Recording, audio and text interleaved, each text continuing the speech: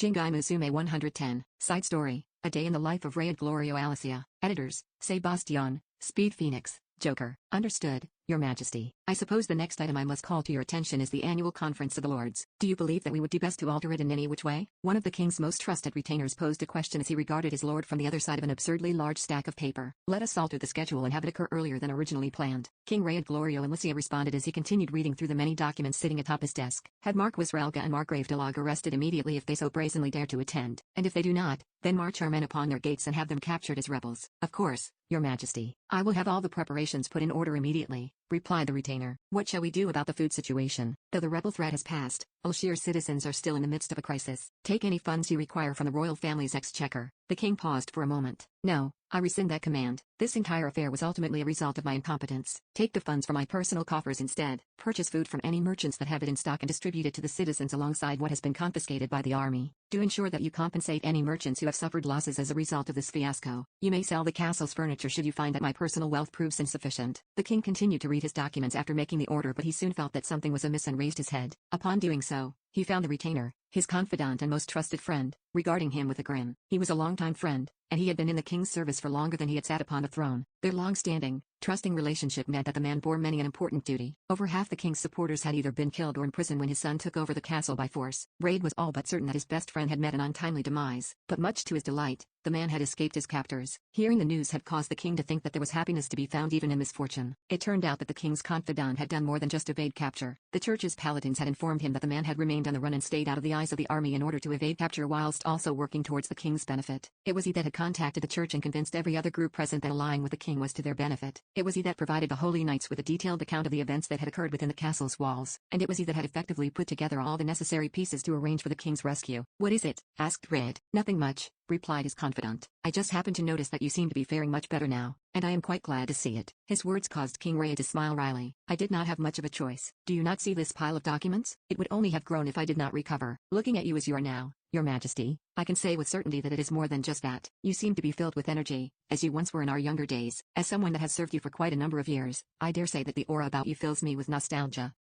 Raid brought a hand to his chin as he entertained a thought about his newfound energy's origin. He was all but certain that it was thanks to none other than him. Your Majesty, do not mind it. I merely happened to spend a moment lost in thought, said the king. I believe that was all we wished to discuss today. I would like you to begin without any further delay. Right away, Your Majesty. King Raid paused for a moment after watching his confidant leave. He used the breather to contemplate his recent experiences, to contemplate thoughts of the man that had appeared before him in the final moments of his imprisonment. The demon was quite the mysterious young man. He could very well have waited until after saving the king to reveal his identity. Doing so would have placed the king in his debt immediately and therefore allow him an advantage in negotiations. But he didn't. He had taken a more straightforward approach and revealed both his identity and his goal immediately upon entering the stage. Humans and demons had a long history of war, one filled with strife and mutual resentment. The two groups continue to engage in combat to this day. Small skirmishes could be found wherever they met. Discrimination and prejudice had only grown stronger in recent years. There had been an uprise in the number of radicals who preached a doctrine of human supremacy, and as a result, humans came to antagonize more than just the demons. They were now equally at odds with beastkin and demi-humans. Raid's imprisonment was, in a sense, linked to the aforementioned conflict. He wasn't killed the moment he was captured because the party responsible had wanted him to divulge his knowledge of the country's forbidden spell. The kingdom of Alicia was founded in the distant past. As a nation that had survived many crises, it naturally had countermeasures in place, and the forbidden spell was one of its final lines of defense, one known only by members of the royal family. That was the reason the foul prison guard had interrogated him and attacked his daughter. It was all to make him crack, to get him to divulge his country's most protected secret. That was when the demon had shown up. Normally, if one was to appear and offer salvation in such a scenario, the king would suspect that they wanted something, that they had a goal, and he would have asked the demons had he not caught a glimpse of the man's eyes as he healed Raid's daughter. Though the young man had been wearing a mask, Raid had recognized the look in his gaze as one filled with kindness. Seeing him like that made it very difficult for Raid to see him as a minion of the demonic legion that viewed the human race under a lens of hostility. The king instead chose to see the demon as just another young man, one that happened to have a soft spot for children. He chose to hear him out instead of dismissing his words. He chose to believe, and in the end, his choices had proven correct. The country would likely have fallen at the hands of those that wanted to see it in ruins had he not interfered, and even more harm would have come to Raid's daughter. There was a chance that she would have been forever left with physical and mental scars alike, that she might have been hurt too badly to ever smile again. Likewise, King Raid would also have been left with scars in his heart, because he never would have known what had truly happened to his son. The monarch's mind would have remained clouded with doubt and disappointment until the moment he breathed his last. He felt a near endless amount of gratitude towards him,